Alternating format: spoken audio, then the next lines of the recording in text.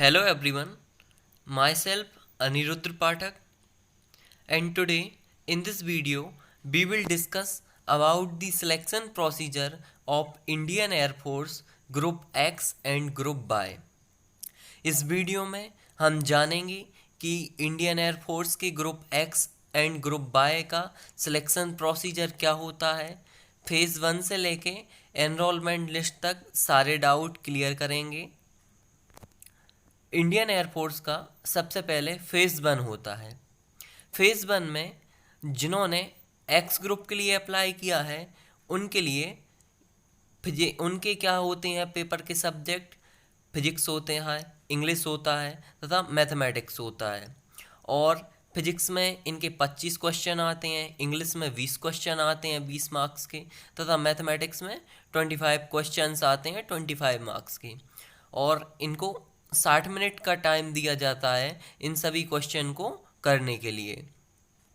जिन्होंने group by से apply किया हुआ है उनके लिए रागा यानी reasoning and general awareness 30 marks की आती है, 30 क्वेश्चन रहते हैं, एंड इंग्लिश 20 मार्क्स की आती है, 20 क्वेश्चंस रहते हैं।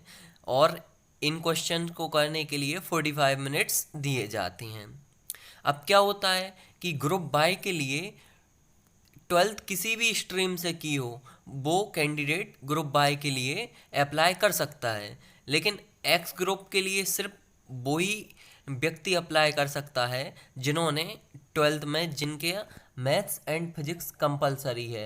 एक्स ग्रुप के लिए तो जिनका 12th में मैथ्स एंड फिजिक्स सब्जेक्ट है एंड इंग्लिश है तो वो ही ग्रुप एक्स के लिए अप्लाई कर सकते हैं। अब जिनका मैथ सब्जेक्ट रहता है 12th में वो ग्रुप एक्स एंड वाई दोनों के लिए अप्लाई कर सकते हैं।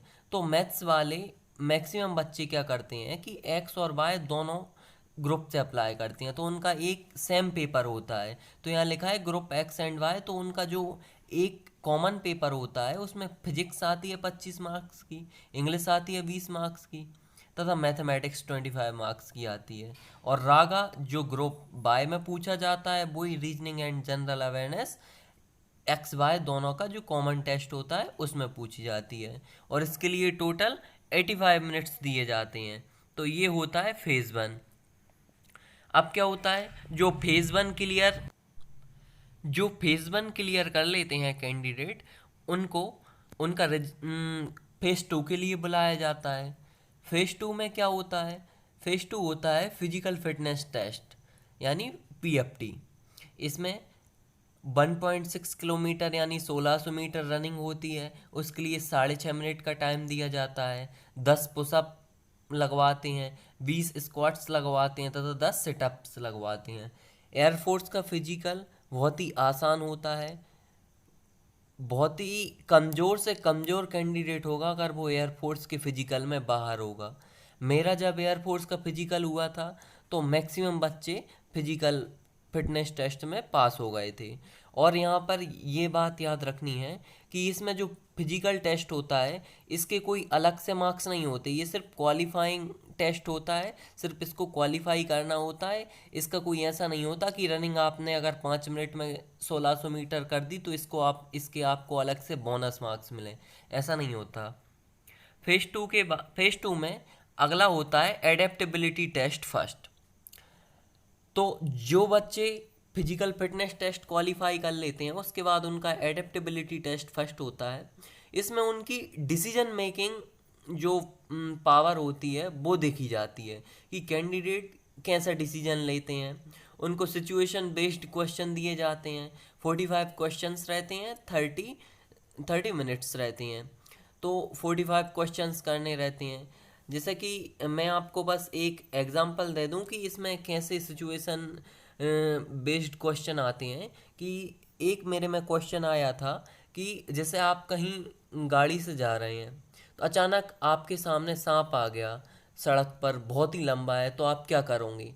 फर्स्ट ऑप्शन था आप देख के डर के भाग जाओगे। सेकंड ऑप्शन था आप उसे देख के उसकी पूजा करने लगोगे।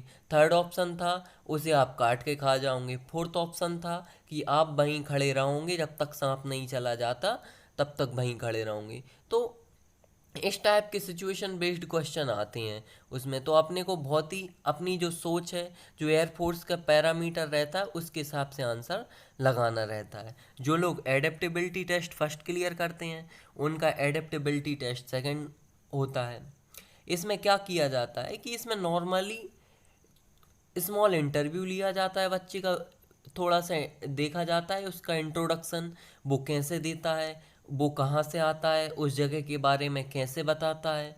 और इसके बाद एक जीडी कराया जाता है, ग्रुप डिस्कशन।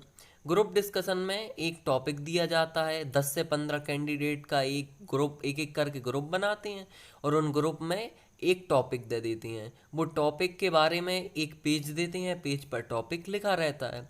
तो वो टॉपिक पढ़ के 5 मिनट मिलते हैं उस टॉपिक को पढ़ने के लिए, और वो टॉपिक पढ़ने के बाद वो पेज ले लेते हैं और उस पर जो विंग कमांडर जो लेते हैं ये जीडी, तो उसको डिस्कस करने को बोलते हैं, उस टॉपिक पर डिस्कशन करना है। मेरा जो एडेप्टेबिलिटी टेस्ट सेकंड हुआ था, वो मुझे इसमें टॉपिक मिला था, वो था को एजुकेशन। हम लोगों ने, सभी लोगों ने इस पर डिस्कस किया और हार्डली बस 3 से 4 कैंडिडेट बाहर हुए थे 10 से 15 कैंडिडेट में से। तो लगभग इसमें क्या देखा जाता है, कैसा कॉन्फिडेंस है कैंडिडेट का। अगला फेज होता है फेज 3। फेज 3 में क्या होता है कि जो भी कैंडिडेट यहाँ तक के टेस्ट क्लियर कर लेते हैं, उनका मेडिकल एग्जामिनेशन किया जाता है। और मेडिकल एग्ज़ाम के लिए एयरफोर्स स्टेशन पर बुलाया जाता है। जो भी आपके पास में एयरफोर्स, या आप जिस भी राज्य से संबंधित हैं, जिस स्टेट से, वहाँ के एयरफोर्स स्टेशन में बुलाकर आपका मेडिकल टेस्ट किया जाता है। और जो फिट रहते हैं उन्हें ग्रीन कार्ड मिलता है, जो अनफिट हो जाते हैं उन्हें रेड कार्ड मिलता है। और फिर अपील करना होता है और एक रीमेडिकल और होता है फिर आपका। ऐसा नहीं होता कि मेडिकल में जो अनफिट हो गए उन्हें तुरंत भगा दिया जाए, नहीं, उनका एक रीमेडिकल और होता है। तो मैं मेडिकल पे एक सेपरेट वीडियो बनाऊंगा कि एयरफोर्स के मेडिकल में क्या क्या होता है, कैसे होता है। तो जो लोग मेडिकल क्लियर कर लेते हैं वो अगले फेस में पहुंचते हैं, और जो मेडिकल में बाहर हो जाते हैं उनका सफ़र यहीं ख़त्म हो जाता है। मेडिकल क्लियर करने वालों का अगला फेज 4 रहता है AISL, यानी ऑल इंडिया सिलेक्शन लिस्ट रहती है। तो इसमें क्या होता है कि मेडिकल क्लियर करने के बाद एक ऑल इंडिया सिलेक्शन लिस्ट आती है, सिलेक्ट लिस्ट आती है। इसमें अब वो मार्क्स के बेस पे और मेडिकल के बेस पे कैंडिडेट को शॉर्ट लिस्ट करते हैं, और कैंडिडेट का नाम, जिन कैंडिडेट का नाम AISL में आता है, वो कैंडिडेट के लिए कॉल लेटर आता है, एनरोलमेंट लिस्ट में उनका नाम आता है, और उनको जॉइंट बेसिक ट्रेनिंग के लिए बेलगावी कर्नाटक में बुलाया जाता है। तो गाइस, इस वीडियो में हमने एयरफोर्स के सिलेक्शन प्रोसीजर को समझा। इसकी नेक्स्ट वीडियो में हम एयरफोर्स की क्या एलिजिबिलिटी रहती है एक्स एंड वाई दोनों ग्रुप के लिए, और उसके बारे में समझेंगे। Thanks for listening.